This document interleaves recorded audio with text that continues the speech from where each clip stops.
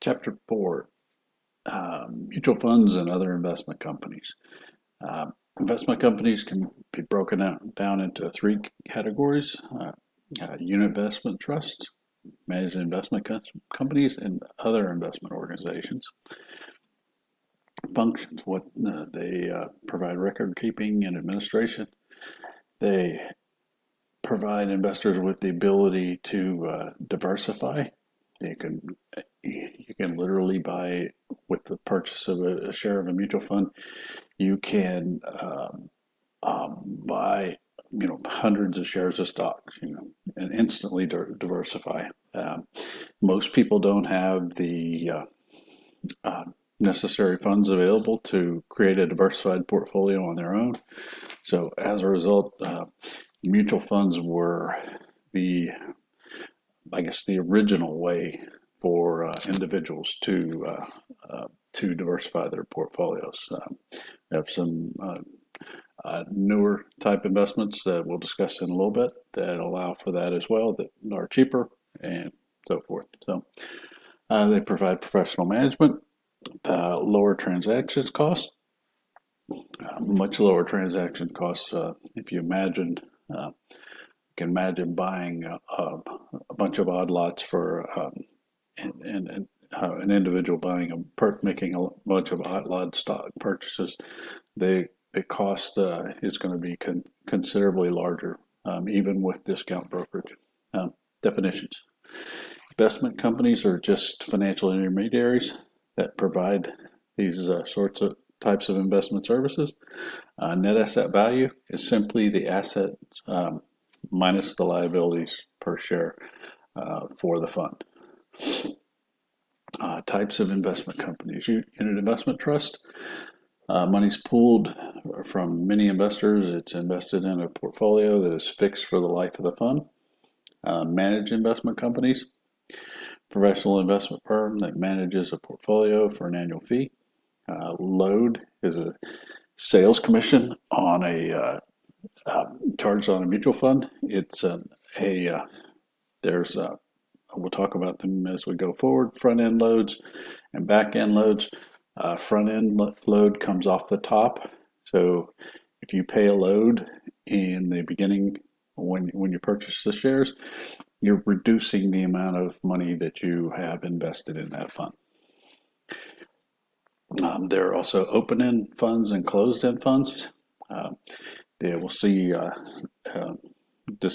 a chart on the next page that explains the differences. The open-end funds, the shares outstanding, the changes when new shares are bought or sold. If you go to Invesco or Janus or Fidelity and buy one of their funds, most of those funds, to my knowledge, are open-ended funds. So they are just issuing new shares every time you purchase those. And then pricing on an open-end fund, the share price is simply the net asset value. The net asset value is calculated at the end of every day by the company. Closed-end fund, typically there are no new shares outstanding unless new shares are issued. So it's a different situation. The closed-end funds are typically traded on an exchange.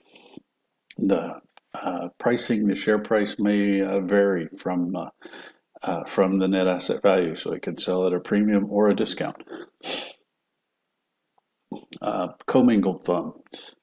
The characteristics: partnership of investors. For trusts, larger retirement accounts, they're professionally managed. The manager receives a fee. Real estate investment trust is very similar to a closed-end fund. Usually, a real estate investment trust has a limited life. It's the properties are purchased and held, and then as the life life of the fund continues, that the properties at some point are typically sold off and the fund is closed and investors receive whatever money's left over after that. And then we have hedge funds, or simply private investment pools. They're exempt from SEC regulation, and I think the next one's that Adam says they're speculative in nature. I would say that they're very likely to be speculative in nature. The one thing about it, hedge funds is most normal.